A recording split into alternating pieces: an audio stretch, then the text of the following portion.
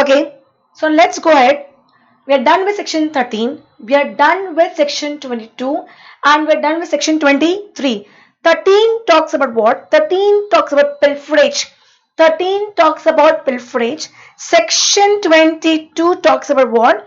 It talks about damage and deterioration. And section 23 talks about what? Lost, destroyed and abandoned. Am I clear? So now let's understand, let's go ahead and let's understand the difference between section 13 and section 23. Section 13 deals about with pilferage, 23 deals with loss or destruction. Am I clear? So basically I'm discussing 23 subsection 1 with section 13 because 23 subsection 2 talks about abandonment. Am I clear? Okay. So now see, 13 talks about pilferage, but 23 subsection talks about loss as a total loss. So pilferage means steal, especially in small quantities, whereas loss or destroy refers to total loss of goods, that is, loss is forever and beyond recovery. Am I clear? Can I go ahead? Duty on goods. यहाँ पे section 13 में the importer shall not be liable to pay duty leviable on such goods. Am I clear? But in case 23 subsection 1, it may have happened that you have already paid the duty, but the goods got lost after order, but before clearance. In that case, the duty will be remitted back. Third, subsequent restoration of goods is possible in case of section 13. That means after pilferage you may get goods back, but in case of destruction there is no chance of restoration of goods. Warehouse goods. Section 13 is not applicable on warehouse goods. See, what was section 13? Let's revise it again. What was section 13? Section 13 says that after unloading but before order for home consumption or before order for warehousing. Before order for warehousing, that means once order is there and goods are in the warehouse, section 13 will not come into picture. Am I clear? But 23 subsection 1 talks about any time before clearance for home consumption. Am I clear? Am I clear? Can I go ahead? In that case, warehouse goods is not getting benefit of section 13, whereas warehouse good is getting benefit of section 23 subsection 1. Then onus to prove the pilferage or destruction of lost goods. There is no onus in case of pilferage. Why? Because does not lie in the importer, as it is obvious at the time of examination only, because section 13 is applicable before order for home consumption or before order for warehousing. Suppose you are going to examine, you will yourself come to know. Why will I have to prove you? But here you have to prove, because after order the goods may get lost. Then time of occurrence. I said that time is very important in this whole chapter. Section 13 is applicable after unloading but before order for home consumption or before order for warehousing, whereas section 23 subsection 1 is applicable at any time before clearance for home consumption. Am I very clear? Is section 13 clear? Is section 23 clear? Difference between both of them is very clear. Seriously, if this question comes, it will come for 5 marks and we have a very good question in the end which will clear your concept better. Am I clear? Is 13 clear? Yes. Is 22 clear? Yes. Is 23 clear? Yes. So now let's go to next section. Section 21. Goods, delict, wreck, etc. See what's written over here. First, before going ahead with this section, you should first know the meaning of few terms. There's something called as delict, there's something called as jetsam, flotsam and wreck. Am I clear? What is delict? Means any boat or vessel or steamer which is abandoned in the sea. Abandoned. You have left and you have jumped in the water. Abandoned. Boat or vessel or steamer you have left and jumped in the water. Abandoned. Disowned. That's called as delict. What is jetsam? This refers to goods jetson that is thrown with speed from the vessel to save vessel from sinking.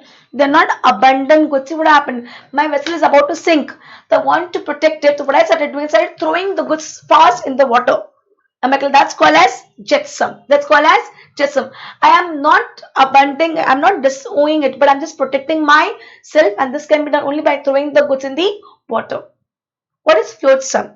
Jettison goods, that means the one which I've thrown in the water to protect my vessel from sinking, which continue floating in the sea, are called as flotsam. They were floating on the sea surface. That's called as flotsam. And what is wreck? Goods destroyed or ruined in the water.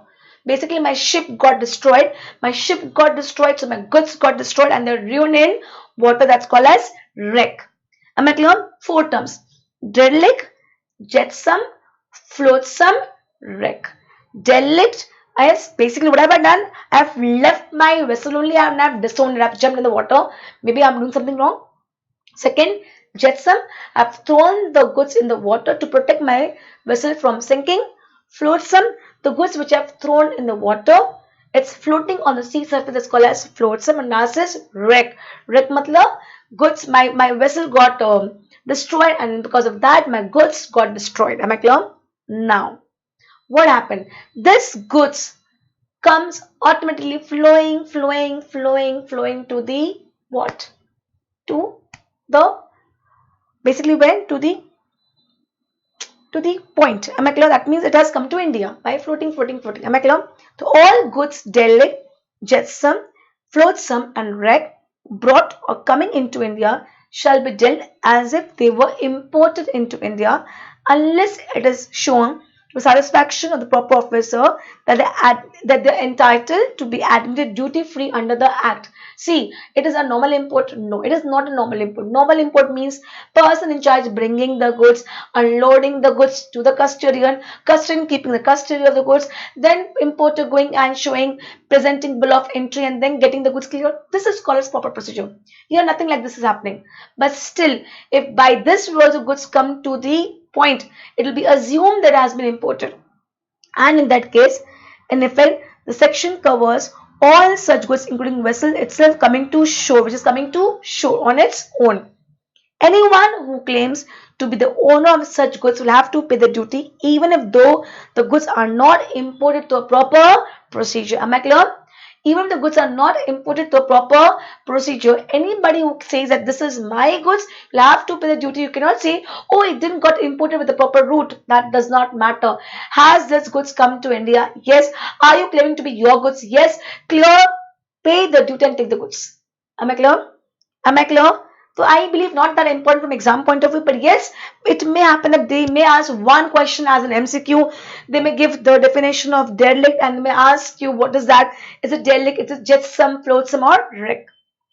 Clear? Is section 21 clear? Okay.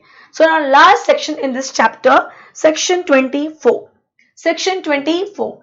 Power to make rules for denaturing or mutilation of goods. Denaturing. What am I denaturing? Denaturing means changing the nature. So what is happening? Again, it's a protection to the importer. What happens over here? Assume I am importing a goods which has a very high import duty rate. And basically I'm importing that goods to make medicine, and it may happen that what I'm importing can be also used to make liquor. Just give an example. Now I may go and say, government boss, I am importing this goods to make medicine and not to make liquor. Please, this rate is very high.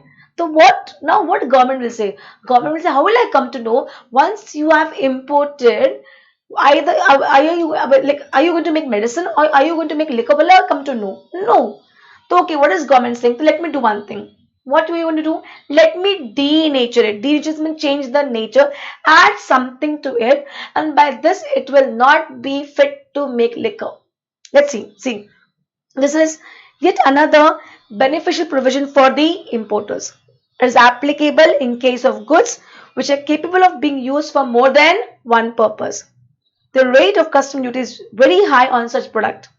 Importer wants to use them for only one purpose.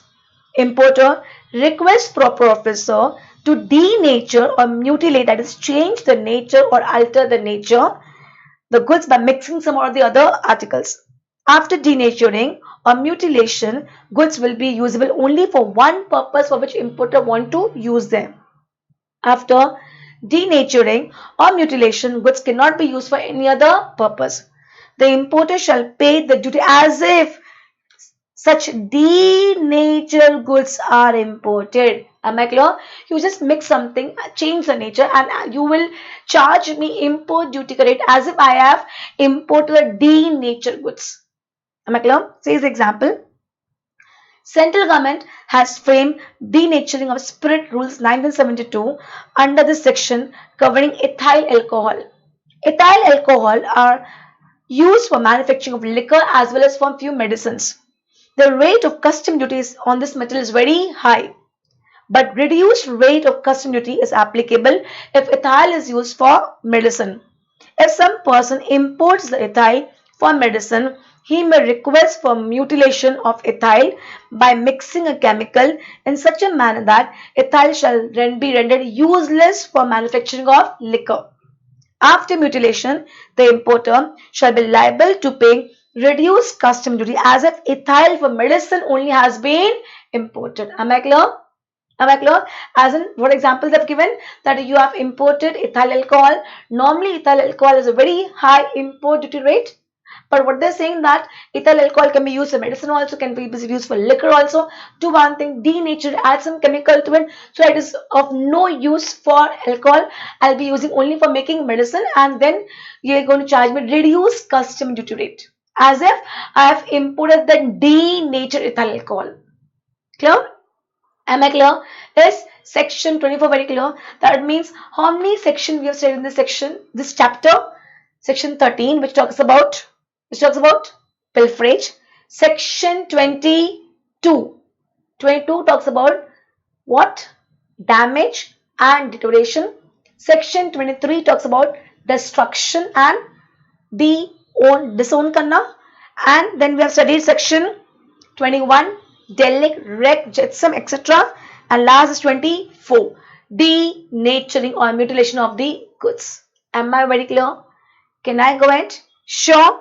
Now, a very good question. This is the best illustration. Think and answer. See, whole question on 3 words: damage, deterioration, destroy. Now, before going to this, let's revise again. When I say damage and deterioration, it is section 22. And section 22 has 3 scenarios. 1, before unloading, while unloading. This is after unloading, but before 17 ka assessment. This is in warehouse. I hope you're with me. Here, both damage and deterioration is getting the benefit after unloading, but before assessment under section 17, only damage will be used, and in case of warehouse, only damage is getting used. Am I clear? Let's see the first question. Damage inside the warehouse before clearance for home consumption.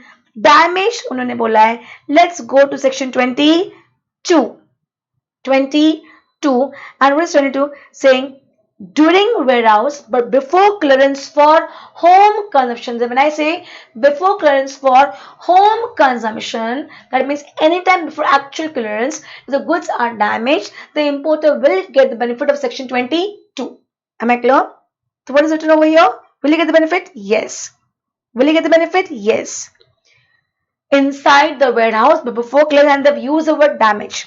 What's written over here? When the goods are damaged, and I'm reading the answer. When the goods are damaged inside the warehouse, abatement in custom duty on resultant loss and value has been given as per section 22.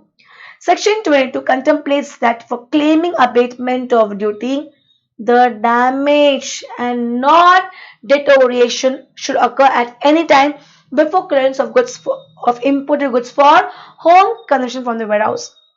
However, the damage should not be attributable to the import. That means it should not be done because of importer. Am I clear? It should prove to AC, DC. Am I very clear? Am I clear? Second question. Deterioration inside the warehouse before clearance for home consumption. Will importer get benefit of Section 22? No. Section 22, deterioration is only applicable before unloading and while unloading. Rest deterioration is not there, it's only damage. Am I clear? As discussed above, I'm reading the answer question to come.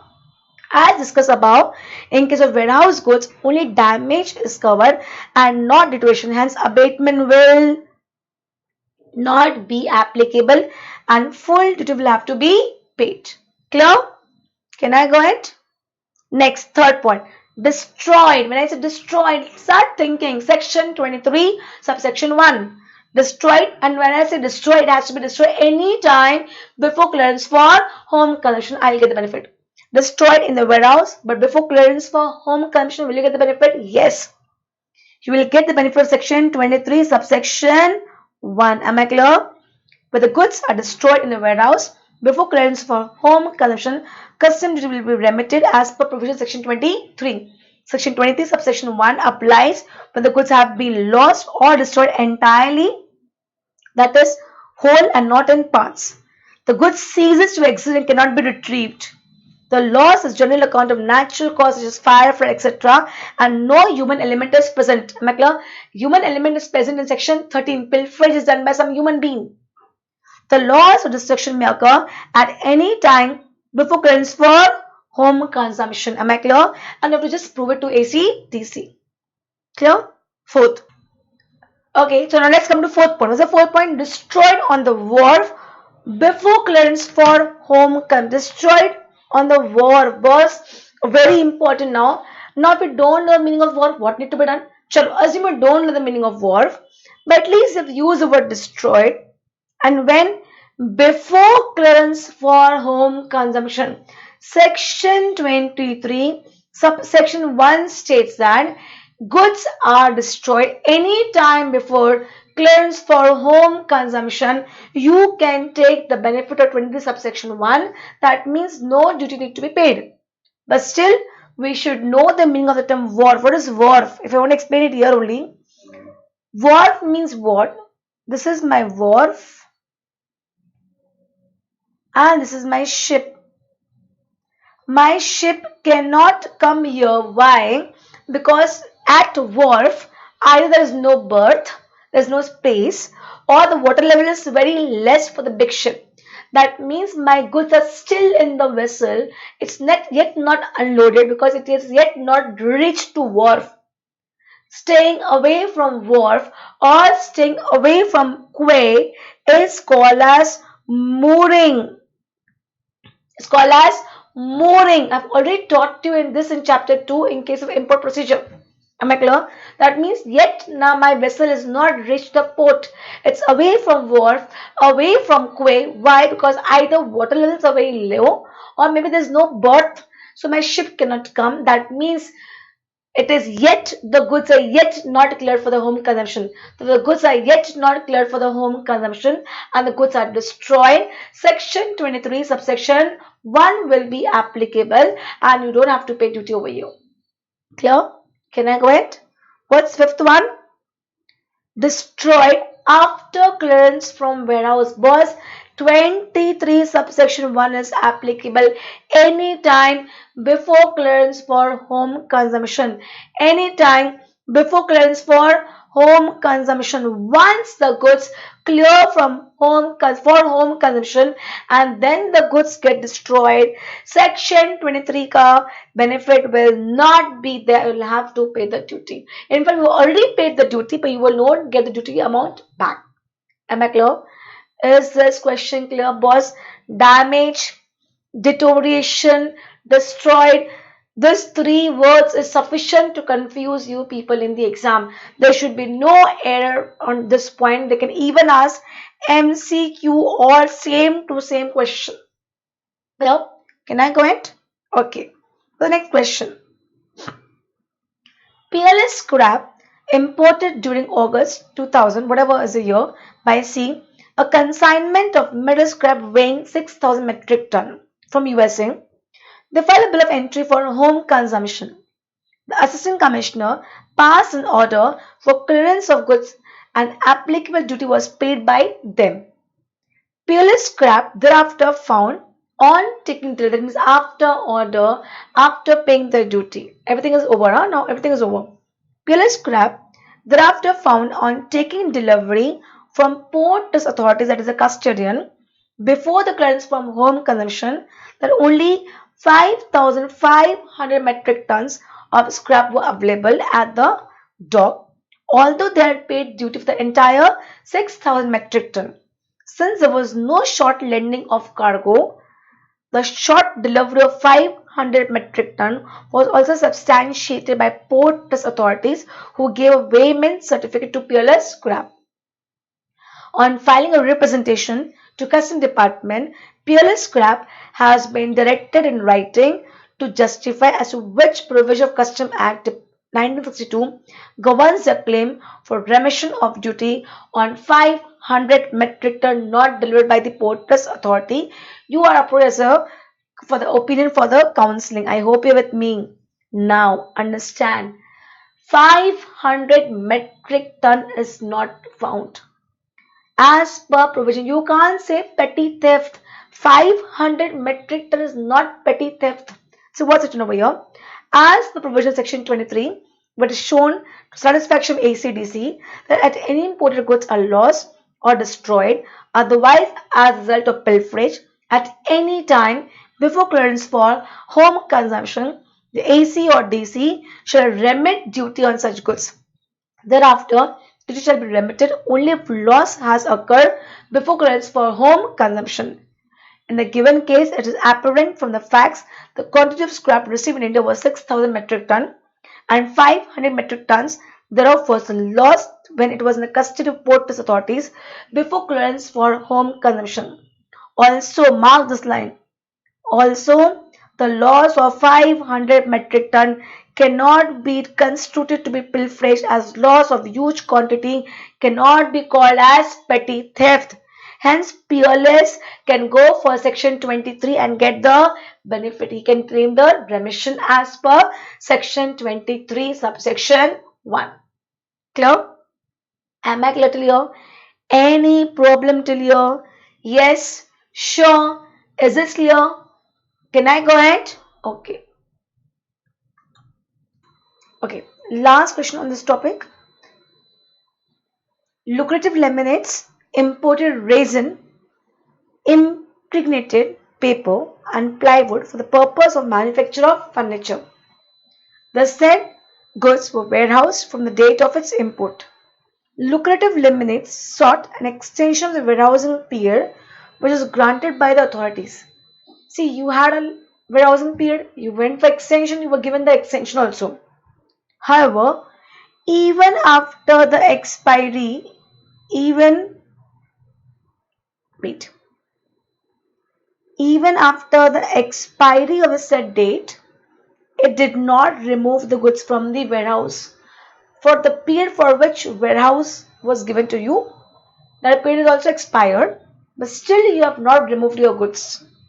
Subsequently, after the expiry of the said date, lucrative laminates applied for remission of duty under section 23 of Custom Act on the ground that the goods had lost their shelf life and became unfit for use on account of non-availability of order for clearance.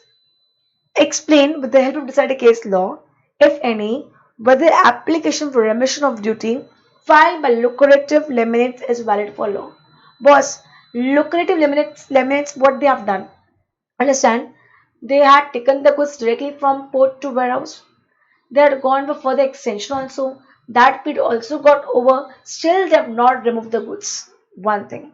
Second, section 23 subsection 1 says that you can go for remission at till any time before clearance. Till any time before clearance. But now what is clearance? See, I had given you deadline. If till that deadline you don't clear your goods, for me it is deemed to be cleared. Improper removal.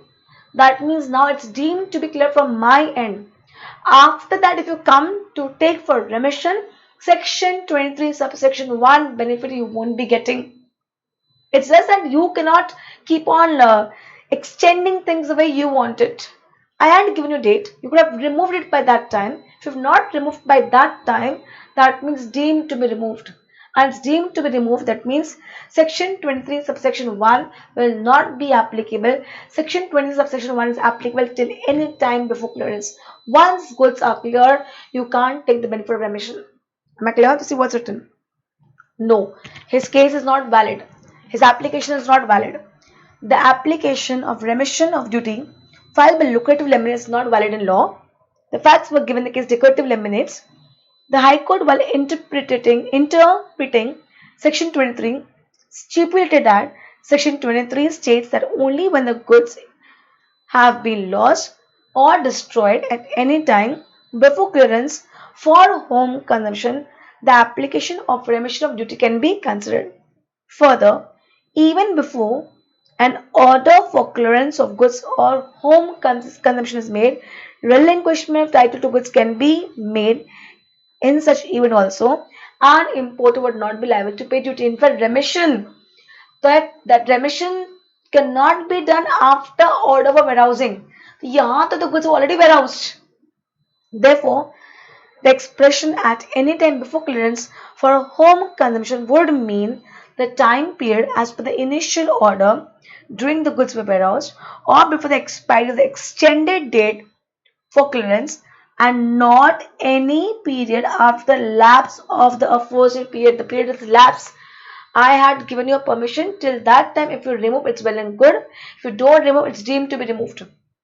The said expression cannot extend to a period after lapse of extended period merely because the licensee holder has not cleared the goods within the stipulated time. Am I clear? Am I clear? Am I clear? Can I go and? Moreover, since in the given case the goods continued to be in the warehouse even the expiry of warehousing period, it would be a case of goods of improper removal removed from the warehouse as per section 72. That's it. Keep this in mind. If I had given a time period, by that time you don't remove the goods from the warehouse, it's deemed to be removed. Clearance is done from the department's end. It's an improper removal. Am I clear? Am I clear? So here the assessee cannot take the benefit of section 23 subsection 1. Am I clear? So is this chapter clear? What have we studied in this chapter? Section 13, section 22, section 23, section 21 and 24. 13 talks about pilferage. 22 talks about damage and deterioration. 23 talks about destruction and relinquishment. Basically, if you ask me, in this chapter, there are three important sections: 13, 22 and 23. Am I clear? Am I clear? Any problem in this chapter? Sure. Okay, thank you.